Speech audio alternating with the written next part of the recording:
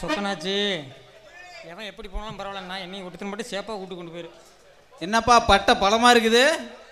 ஏங்க நான் திருந்திட்டுங்க. ஏன் சாராயங்குடி காசு இல்லையா? அதை வச்சுக்கிறேங்க. கூத்தி ஓடி போயிட்டாளா? அதெல்லாம் 10 கூத்தி வச்சுக்கிறேங்க. ஒன்று போனாலும் மீதி 9 இருக்குது, அதை விட்டுருங்க. டாக்டருக்கு இருந்து சாராயம் குடிச்சா செத்து போயிருன்னு சொல்லிட்டேனா?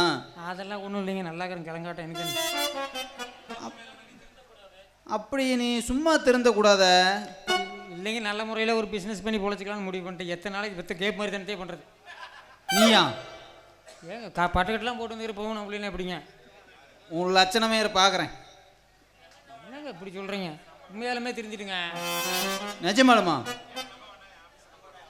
ஏங்க என்ன நம்பலாம் போகுதுங்க. என் ஆஃபீஸில் வருவாங்க, அவங்ககிட்ட கேளுங்க. என்ன ஒரு மனசு ஆம்பளை சொன்னால் ஒன்றுமே நம்ப மாட்டேங்கிறீங்க. இன்னும் ஆஃபீஸரா? பின்ன என்னங்க?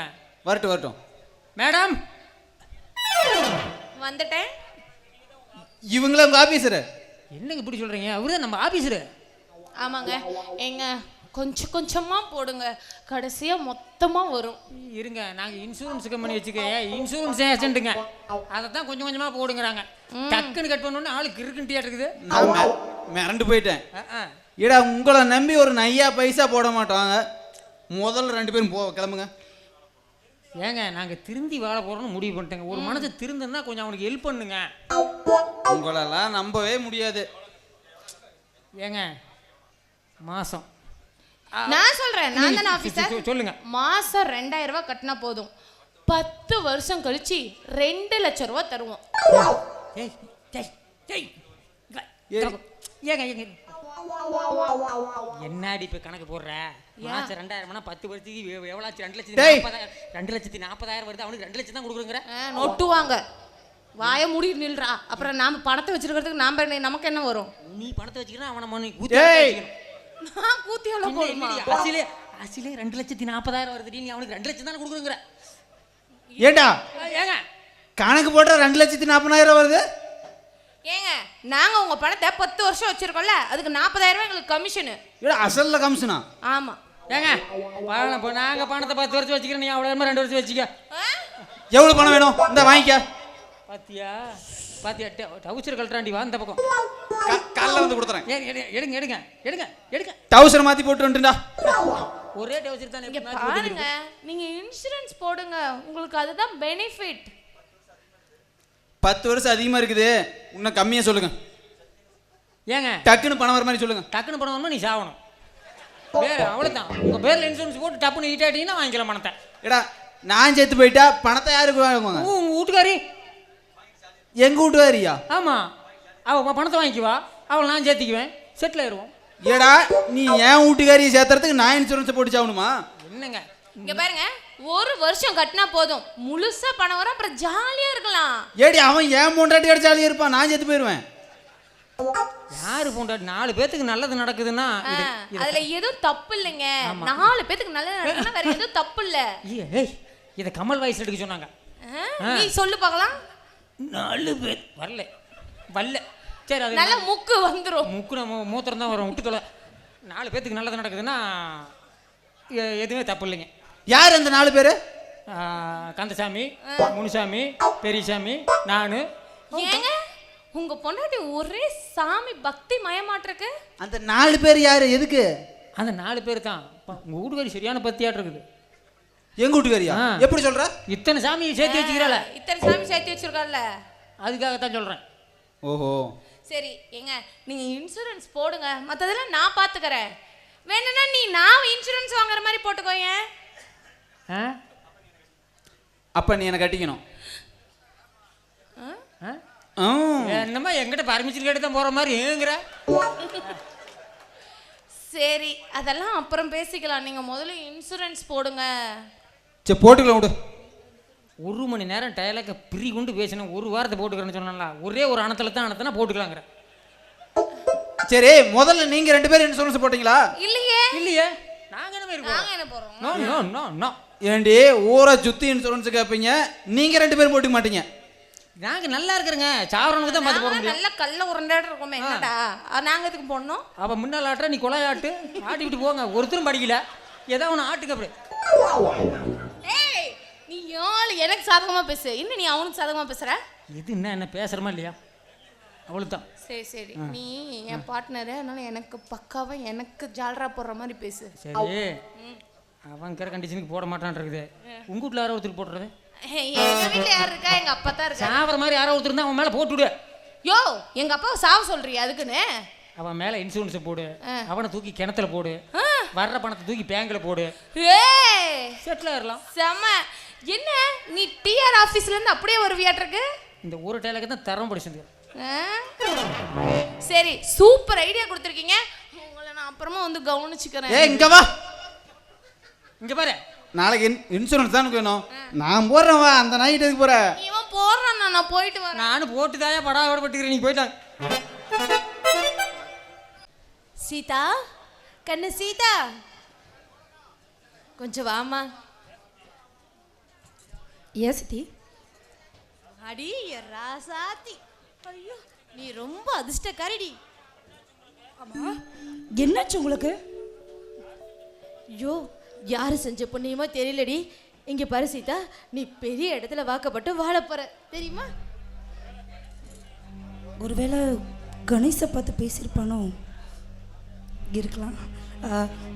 சித்தி, அது வந்து என்னன்னா, இரு உன்னை எப்படி கரை சேர்த்த போறேன்னு மனசுக்குள்ள ரொம்ப கவலையா இருந்துச்சு. ஆனா அந்த கடவுளா பார்த்து கண்ணை திறந்துட்டு அப்படி சீதா. சித்தி, அது வந்து என்னன்னா, நம்ம ராஜத்தர் இருக்கார்ல, அவரை உன்னை கட்டிக்கிறேன்னு சொன்னே நான் ரொம்ப சந்தோஷப்பட்டேன்.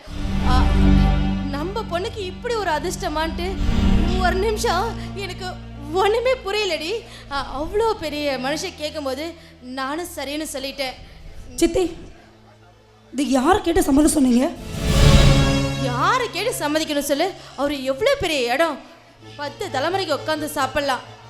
இங்கே பாருடி, நான் ஏன் சொல்கிறேன்னா, அவரை கட்டிக்க நீ கொடுத்து வச்சிருக்கணும். 10 தலைமுறைக்கு சொத்து இருந்தால் மட்டும் போதுமா? வேற என்னடி வேணும்? அவருக்கு ஏற்கனவே கல்யாணம் ஆயிடுச்சு. ஏய், நானும் அப்பனுக்கு 2ஆம் தரமா வாக்கப்பட்ட வந்தவ தான். அதை நடப்பில் வச்சுக்கோ. அவரோட வயசு என்ன, ஏன் வயசு என்ன? வயசு என்னடி வயசு? உங்க அப்பா மாதிரி வெறுப்பையனைய கட்டிக்க சொல்றேன், சொத்து சொகம் இருக்கிறவன தானே கட்டிக்க சொல்றேன். சித்தி, உனக்கெல்லாம் மனசாட்சியே இல்லையா? நீயும் ஒரு பொம்பளை தானே. சி, உனக்கு ஒரு பொண்ணு இருந்து அவளை இப்படி தான் கட்டி கொடுப்பியா? அடுத்த வித்த பிள்ளைங்காட்டி தானே இப்படி எப்படியோ போகட்டும்னு சொல்லி கட்டி கொடுக்க பார்க்குற. போது நிறுத்தடி, விட்டா பேசிக்கிட்டே இருக்க. நான் அடுத்த பொண்ணு நினைச்சு பேசிட்டு இருக்கேனா? ஏய், இதே ஏன் பொண்ணா இருந்தா இந்நேரம் கல்யாணத்தை முடிச்சிருப்பேன். நீங்க என்ன சொன்னாலும் சரி, இந்த கல்யாணத்துக்கு நான் ஒத்துக்க மாட்டேன். ஏண்டி, ஏன் ஒத்துக்க மாட்டா? ஓஹோ, நீ தான் இவன் கூட சேர்ந்து ஊர் சுத்திட்டு இருக்கல்ல? இல்ல சித்தி, போது நிறுத்தடி. தெரியும், எனக்கு எல்லாமே தெரியும். யாரை ஏமாத்த பாக்குற? ஐயோ இல்ல சித்தி, நான் எதுக்கு உங்களை ஏமாத்த போறேன்? சீதா, வர வர உனக்கு கொஞ்சம் கூட பயமே இல்லாம போயிடுச்சுல்ல? இங்க பார், நான் முடிவு பண்ணிட்டேன். இந்த கல்யாணம் கண்டிப்பா நடந்தே தீரும். இது என் உயிரை போனாலும் நான் அதுக்கு ஒத்துக்க மாட்டேன். ஏய், உன் உயிர் போனாலும் உன் கல்யாணம் நடந்தாலும் எனக்கு ஒண்ணுதான். எனக்கு அதை பத்தி கவலை இல்லை. ஆனா கண்டிப்பா இந்த கல்யாணம் நடந்தே தீரும். சித்தி, நான் சொல்றத கொஞ்சம் ஏய், கேளுங்க. நீ எதுவும் சொல்லாத, வாயை மூடிட்டு.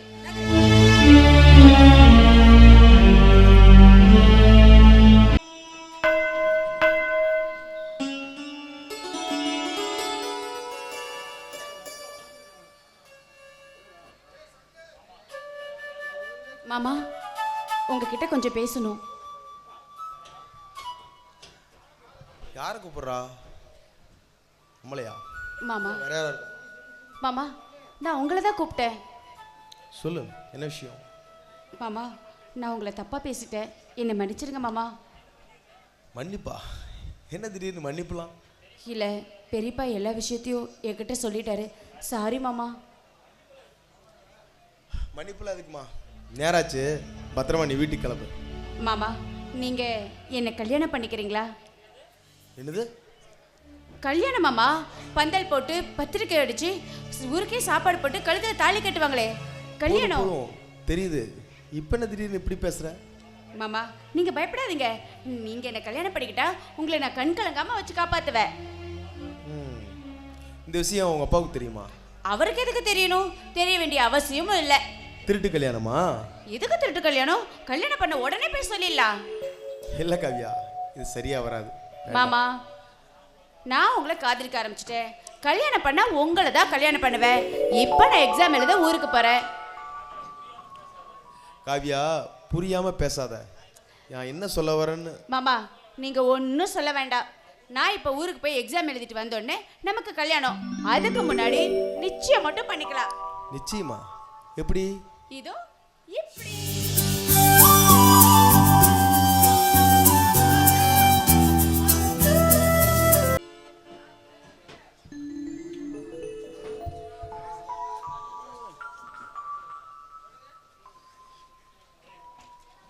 கணேஷ், உன்கிட்ட ஒரு முக்கியமான விஷயம் சொல்லணும்டா. டேய், என்னாச்சு? ஏடா ஒரு மாதிரி இருக்க? இல்லடா, அவசரமா ஹைதராபாத் வரைக்கும் போகணும். டிக்கெட் வேற எதுவும் கிடைக்கலடா. என்னாச்சு? டேய் இல்ல, அப்பாவுக்கு வேற உடம்பு சரியில்லையாண்டா. ஆஸ்பத்திரியில் சேர்த்துருக்காங்களாம்.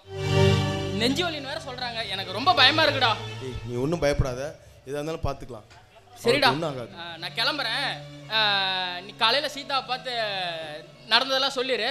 எவ்வளோ சீக்கிரம் வர முடியுமோ அவ்வளோ சீக்கிரம் வந்துடும்டா. சரிடா, நான் பார்த்துக்கிறேன். நீ போயிட்டு வா.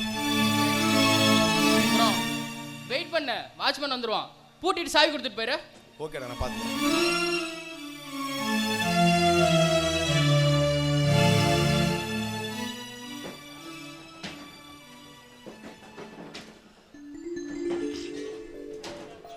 ஏங்க நான் கணேஷை பார்க்கணும். சீதா, என்ன இந்த நேரத்தில் பையோட கண்ணெல்லாம் கலங்கிருக்கு? என்னாச்சு? ப்ளீஸ்ங்க, நான் அவரை பார்க்கணும். இப்போதான் ஊருக்கு கிளம்பி போகிறான். ஐயோ ஆண்டவா, என்னாச்சு? என்னையே இப்படி சோதிக்கிறேன். ப்ளீஸ்ங்க, அவர் கொஞ்சம் ஃபோன் பண்ணி சீக்கிரம் வர சொல்லுங்க.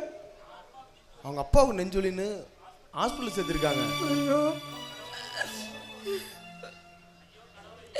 என்னையே இப்படி சோதிக்கிறேன். என்னாச்சுன்னு சொல்லு. நான் அப்படி என்னதான் பாவம் பண்ணணும்? அட, என்னாச்சுன்னு சொல்லு சீதா. எங்க சித்தி எனக்கு கல்யாணம் பண்ணி வைக்க முடிவு பண்ணிட்டாங்க.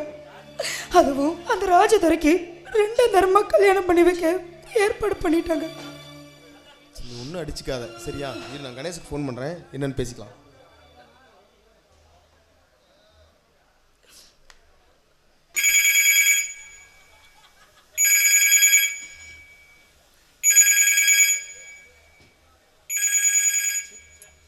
போன வேற மறந்து இங்கே வச்சுட்டு போயிட்டானே.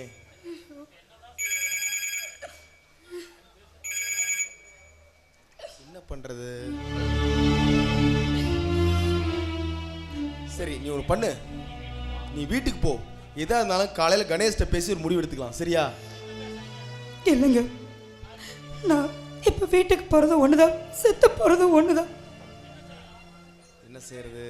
உன்னை இங்கேயும் இப்படியே விட்டுட்டு போக முடியாது. சரி சீதா, நீங்கள் எது நினச்சிக்கலன்னா, உங்களுக்கு எதுவும் ஆட்சேபம் இல்லைன்னா என் கூட என் வீட்டில் தங்குறீங்களா? சரிங்க, வரேன். சரி, வாங்க போகலாம்.